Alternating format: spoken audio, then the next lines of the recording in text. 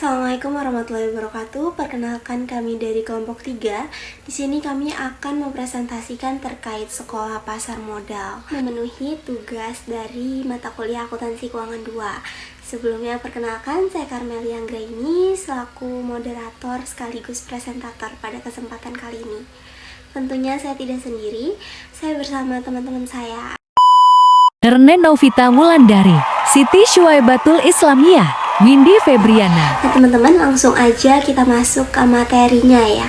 Materi pertama terkait apa sih itu pasar modal. Teman-teman, jadi pasar modal itu adalah tempat di mana berbagai instrumen keuangan jangka panjang seperti saham, obligasi, reksadana, dan derivatif diperjualbelikan. Nah, instrumen keuangan ini biasanya memiliki jangka waktu lebih dari 1 tahun. Nah, pasar modal ini memiliki fungsi yang pertama untuk perusahaan, yaitu perusahaan dapat mengumpulkan dana untuk mengembangkan bisnis mereka dengan menjual saham atau obligasi kepada investor. Yang kedua, ada fungsi untuk pemerintah, yaitu pemerintah dapat mengumpulkan dana nih teman-teman untuk proyek-proyek publik dengan menerbitkan obligasi. Yang ketiga, di sini ada fungsi pasar modal untuk investor.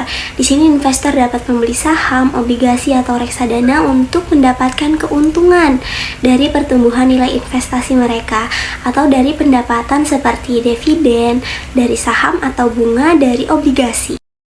Nah teman-teman, selanjutnya ada struktur pasar modal. Di sini yang pertama ada OJK atau Otoritas Jasa Keuangan. OJK sendiri bertugas dalam melakukan pembinaan, pengaturan serta selain OJK, lalu struktur pasar modal ada Bursa Efek Indonesia.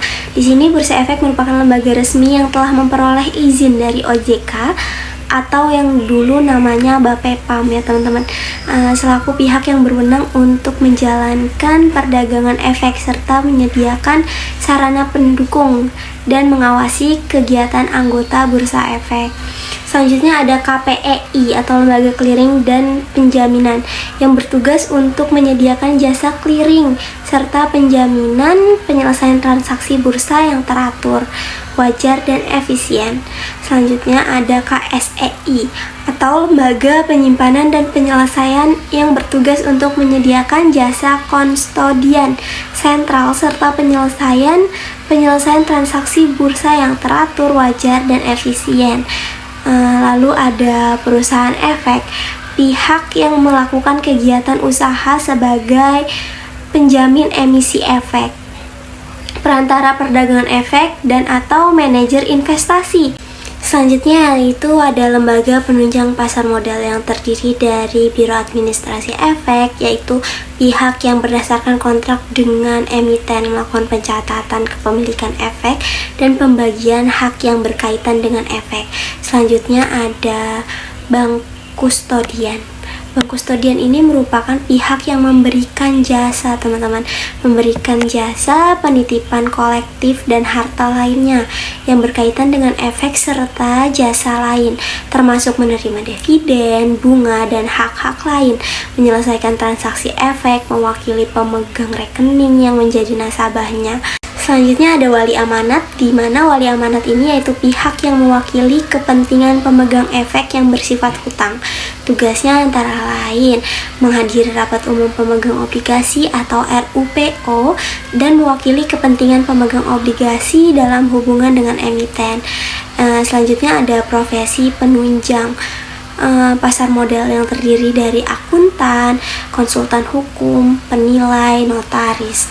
Mungkin penjelasannya, akuntan sendiri yaitu pihak yang memberikan pendapat atas kewajaran dalam semua hal yang material, posisi keuangan, hasil usaha, serta arus kas sesuai dengan prinsip akuntansi yang berlaku umum, serta memberikan petunjuk pelaksanaan cara-cara pembukuan yang baik jika itu memang diperlukan. Konsultan hukum sendiri bertugas melakukan pemeriksaan secara menyeluruh dari segi hukum, legal audit, memberikan pendapat dari segi hukum, legal opinion, dan terhadap emiten dari perusahaan publik.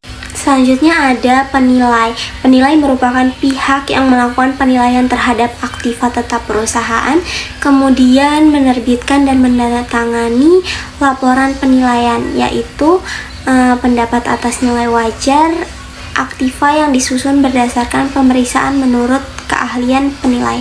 Yang selanjutnya ada notaris. Notaris adalah pejabat hukum yang berwenang membuat akta anggaran dasar dan akta perubahan anggaran dasar, termasuk pembuatan perjanjian emisi efek, perjanjian antar penjamin emisi efek, dan perjanjian agen penjual.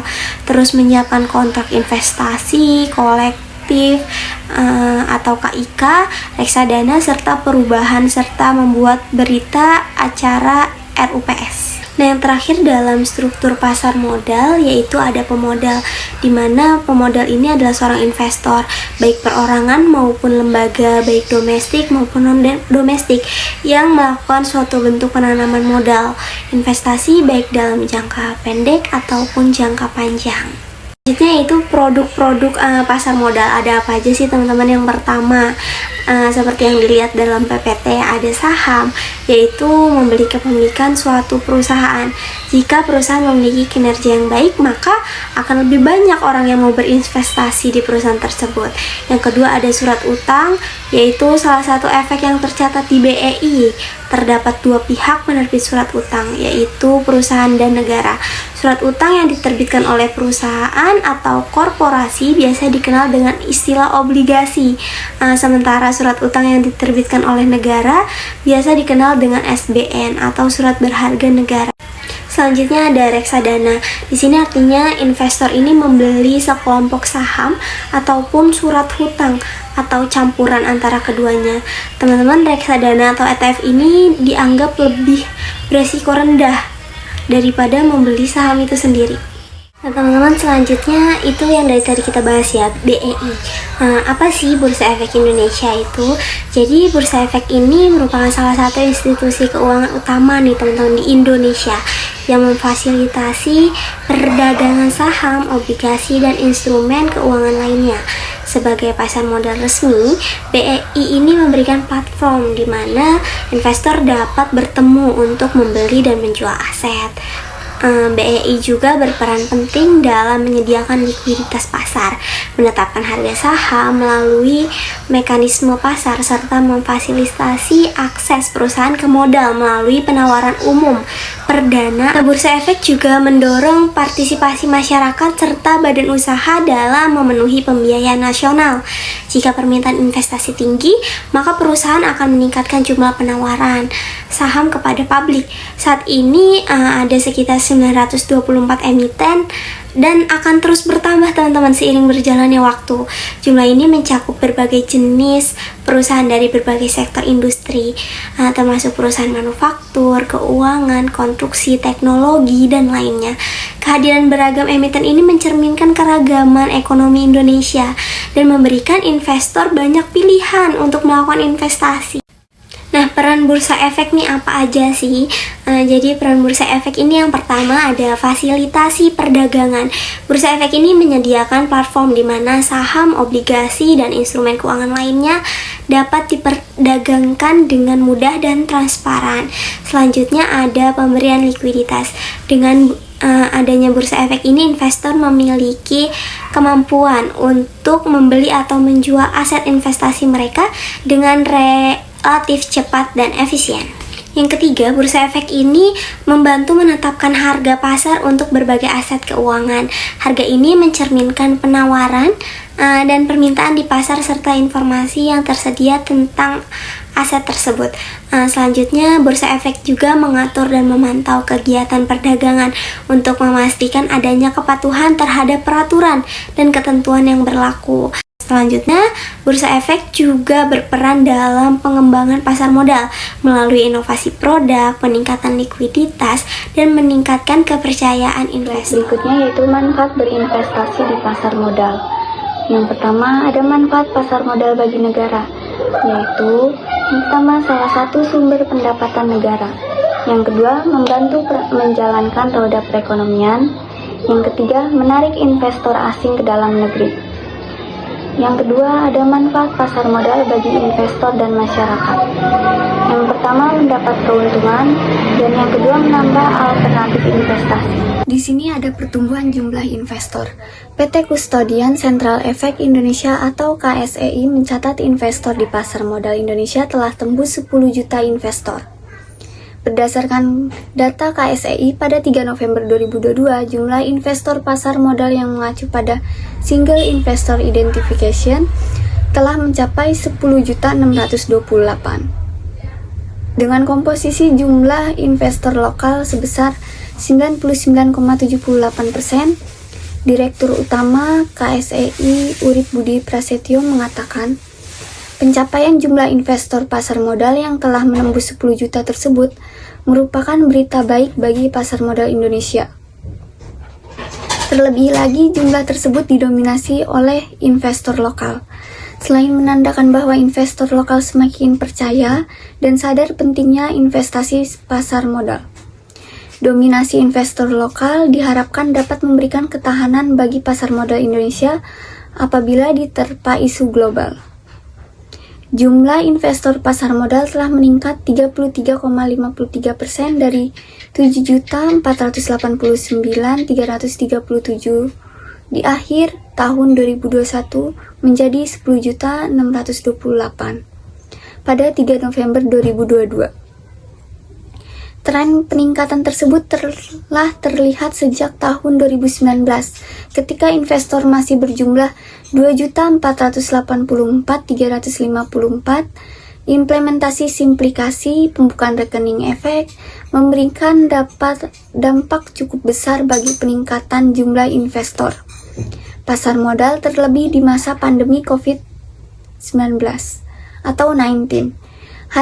Hal ini terlihat dari peningkatan yang cukup signifikan pada tahun 2020 sampai 2021 dengan pertumbuhan lebih dari 100%.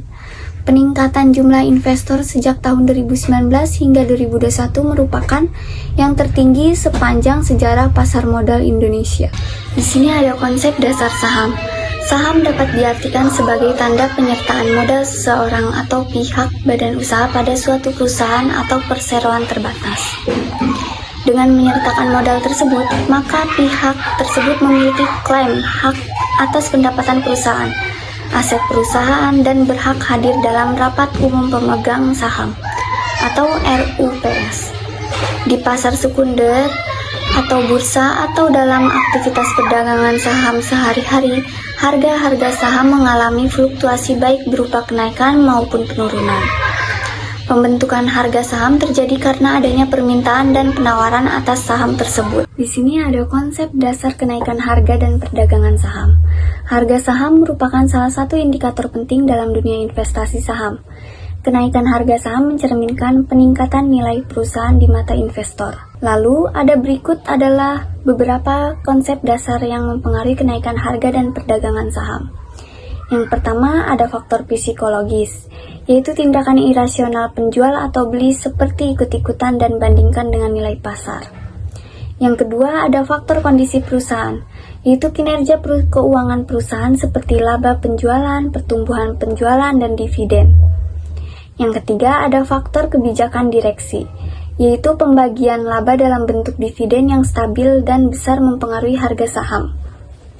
Yang keempat, ada faktor penawaran dan permintaan, yaitu jumlah saham yang ditawarkan dan diminta mempengaruhi harga jual saham. Yang kelima, ada faktor ekonomi, kondisi ekonomi negara seperti inflasi mempengaruhi harga saham. Yang keenam, ada faktor analisis efek, yaitu seperti keahlian dan kecekatan pedagang. Yang ketujuh, ada faktor inflasi, yaitu perubahan harapan pemodal sebagai akibat perubahan kinerja keuangan mempengaruhi harga saham. Yang kedelapan, ada faktor pemecahan saham, untuk menata kembali rentang harga saham agar tidak terlalu mahal, mempengaruhi harga saham.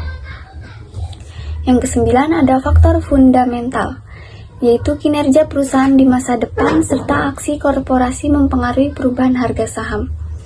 Yang ke-10 ada faktor eksternal, yaitu fluktuasi kurs rupiah, peraturan pemerintah, dan sentimen masyarakat mempengaruhi naik turunnya harga saham. Yang ke-11 ada faktor internal, seperti perubahan harga, ekspansi, struktur modal, dan kemampuan laba mempengaruhi harga. Selanjutnya ada konsep dasar obligasi. Obligasi adalah surat utang jangka menengah maupun jangka panjang yang dapat diperjualbelikan. Obligasi berisi janji dari pihak yang menerbitkan efek untuk membayar imbalan berupa bunga atau kupon pada periode tertentu dan melunasi pokok utang pada akhir waktu yang telah ditentukan kepada pihak pembeli obligasi tersebut. Obligasi merupakan salah satu investasi efek berpendapatan tetap yang bertujuan untuk memberikan tingkat pertumbuhan nilai investasi yang relatif stabil dengan risiko yang relatif lebih stabil juga dibandingkan dengan saham. Obligasi berdasarkan penerbitnya terbagi menjadi 3, yaitu yang pertama obligasi korporasi, yaitu obligasi berupa surat utang yang diterbitkan oleh korporasi Indonesia baik BUMN maupun korporasi lainnya. Yang kedua ada obligasi pemerintah, yaitu obligasi dalam bentuk surat utang negara yang diterbitkan oleh pemerintah Republik Indonesia. Pemerintah menerbitkan obligasi dengan kupon tetap, seri FR atau fixed rate, obligasi dengan kupon variabel, seri FR, variable rate, dan obligasi dengan prinsip syariah atau sukuk negara. Ketiga ada obligasi retail, yaitu yang diterbitkan oleh pemerintah yang dijual kepada individu atau perseorangan melalui agen penjual yang ditunjuk oleh pemerintah. Biasanya ada beberapa jenis yaitu ori atau sukuk retail. Slide berikutnya yaitu sukuk. Apa itu sukuk? Sukuk yaitu atau disebut juga obligasi syariah adalah suatu surat berharga jangka panjang berdasarkan prinsip syariah yang dikeluarkan emitmen kepada pemegang obligasi syariah yang mewajibkan emitmen untuk membayar pendapatan kepada pemegang obligasi syariah berupa bagi hasil atau margin atau fee serta membayar kembali dana obligasi pada saat jatuh tempo. Sukuk terbagi menjadi 2, yaitu sukuk retail dan sukuk tabungan. Selanjutnya yaitu ada konsep dasar reksadana. Apa sih itu reksadana? Jadi reksadana adalah sarana untuk menghimpun dana dari masyarakat yang memiliki modal atau sebagai unit penyertaan untuk diinvestasikan dalam berbagai saham atau instrumen investasi lainnya oleh manajer investasi. Nah, bentuk hukum reksadana dapat berupa perseroan atau berupa kontrak investasi kolektif atau bisa kita singkat dengan KIK. Nilai dari pengelolaan dana tersebut akan dibukukan dalam nilai aktiva bersih atau kita singkat dengan NAB. Nah, NAB inilah yang digunakan sebagai indikator harga suatu reksadana. Semakin meningkat NAB per unit pernyataan suatu reksadana, maka akan semakin tinggi pula keuntungan investor. Yaitu ada jenis-jenis reksadana. Jenis-jenis reksadana terbagi menjadi 4 jenis. Yang pertama yaitu reksadana pasar uang.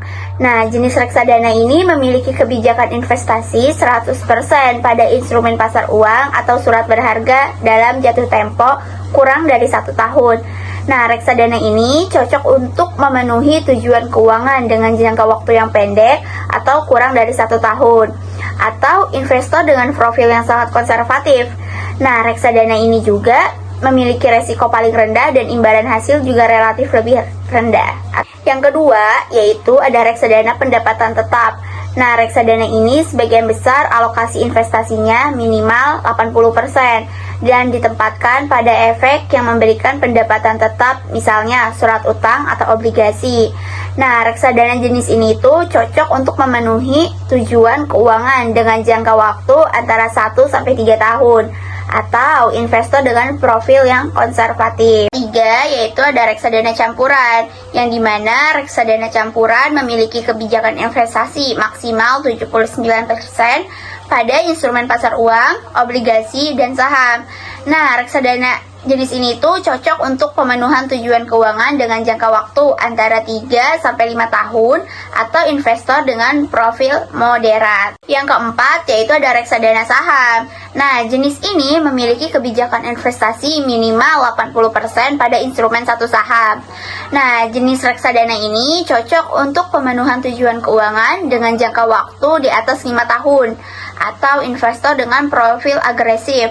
Nah, menganut prinsip high risk high returns, reksadana ini memiliki resiko paling tinggi dibandingkan dengan reksadana lainnya. Akan tetapi mempunyai potensi keuntungan yang paling tinggi juga loh. Selanjutnya yaitu ada perhitungan dalam reksadana. Bagaimana sih kita menghitung reksadana? Nah, jika kalian ingin mencari total aktiva bersih atau aset under management, kalian bisa menggunakan total aktiva bersih atau aset under management sama dengan nilai pasar seluruh portofolio ditambah dividen, ditambah bunga, ditambah bagi hasil, dikurang biaya operasional reksadana. Nah, sedangkan kalian ingin mencari NAB atau nilai aktiva bersih, kalian dapat menggunakan rumus NAB sama dengan total aktiva bersih keseluruhan dibagi dengan total unit yang beredar. Baik, selanjutnya yaitu ada manfaat investasi reksadana. Apa saja sih manfaat investasi reksadana ini? Yang pertama, yaitu reksadana memungkinkan untuk mendiversifikasi portofolio dengan mudah dengan berinvestasi di berbagai instrumen investasi seperti saham, obligasi, dan pasar uang. Yang kedua, dapat memulai berinvestasi di reksadana dengan modal yang kecil. Yang ketiga, dana di reksadana dikelola oleh manajer investasi yang profesional dan berpengalaman. Yang keempat, manajer investasi wajib memberikan informasi yang transparan kepada investor mengenai kinerja reksadana. Dan yang terakhir yaitu reksadana umumnya merupakan instrumen investasi yang liquid, yang berarti bahwa investor dapat menjual unit reksadananya dengan mudah. Baik, selanjutnya yaitu ada resiko investasi reksadana. Apa saja sih resiko yang akan didapatkan oleh investor saat berinvestasi di reksadana ini? Yang pertama yaitu ada resiko pasar, yang dimana nilai reksadana dapat berfluktualisasi karena perubahan kondisi pasar seperti inflasi, suku bunga, dan kondisi ekonomi. Yang kedua yaitu ada resiko likuidasi. Meskipun umumnya liquid, ada kemungkinan reksadana ini sulit dijual dengan cepat karena pada saat kondisi pasar yang bergejolak. Selanjutnya yang ketiga yaitu resiko one prestasi, di mana resiko manajer investasi gagal memenuhi kewajibannya. Lalu yang keempat yaitu ada resiko inflasi. Nah, resiko inflasi ini yaitu penurunan nilai uang akibat inflasi dapat mengerus keuntungan reksadana. Dan yang terakhir atau yang kelima yaitu resiko berkurangnya NAB atau nilai aktiva bersih, di mana nilai investasi mereka berpotensi menurun akibat penurunan harga aset dalam portofolio reksadana. Yaitu ada struktur pasar modal. Struktur pasar modal ini terdiri dari OJK dan IDX. Nah, mari kita bahas satu persatu. Jadi, OJK atau Otoritas Jasa Keuangan adalah lembaga pemerintah yang independen yang bertugas mengatur, mengawasi, dan melindungi kepentingan investor di sektor jasa keuangan, termasuk pasar modal. Nah, OJK ini memiliki kewenangan untuk menerbitkan peraturan, memberikan izin usaha, melakukan pengawasan, serta menindak pelanggan di pasar modal.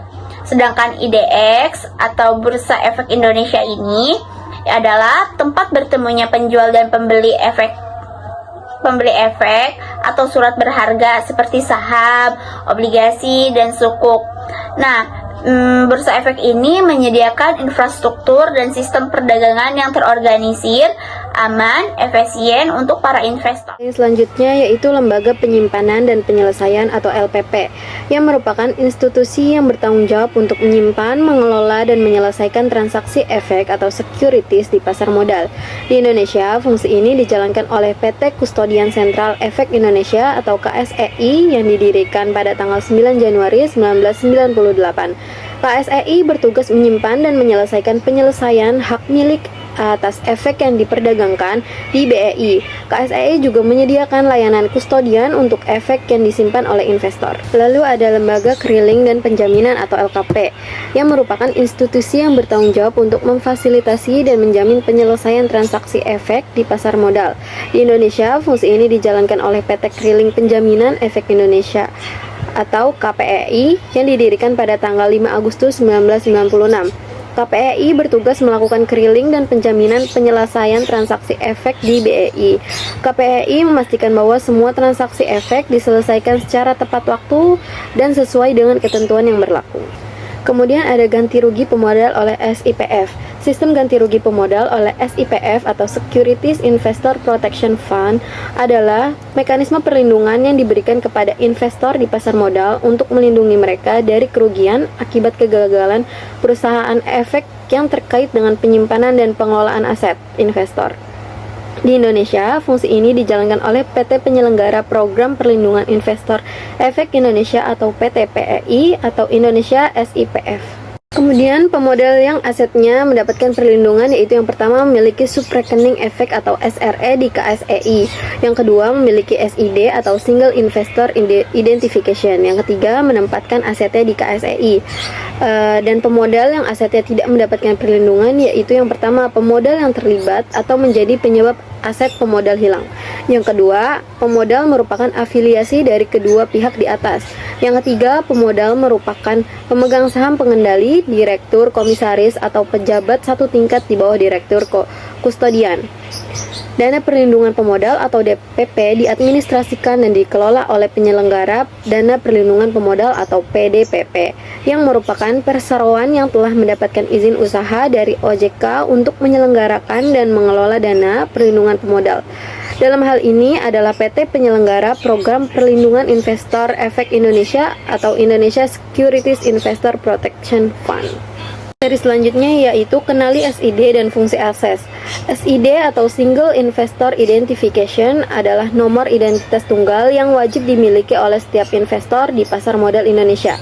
SID diterbitkan oleh PT Kustodian Sentral Efek Indonesia atau KSEI dan berfungsi sebagai identitas resmi investor dalam melakukan berbagai aktivitas di pasar modal. Fungsi SID yaitu sebagai identitas investor, memudahkan akses transaksi, meningkatkan transparansi investasi, mempermudah transaksi saham, dan sebagai alat pengecekan kekayaan.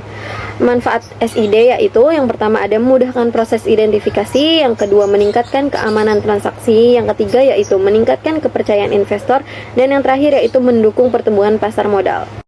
Akses atau acuan kepemilikan sekuritas merupakan kartu identitas investor yang diterbitkan oleh KSEI. Akses berfungsi sebagai bukti kepemilikan efek yang dimiliki oleh investor. Fungsi akses yaitu yang pertama ada bukti kepemilikan efek, yang kedua informasi portofolio investasi, dan yang ketiga mempermudah transaksi efek. Manfaat akses yaitu yang pertama mempermudah pemantauan portofolio, yang kedua meningkatkan keamanan investasi, dan yang ketiga mempermudah transaksi. Nah teman-teman, mungkin itu saja yang dapat kelompok kami sampaikan. Kurang lebihnya mohon maaf. Terima kasih. Wassalamualaikum warahmatullahi wabarakatuh.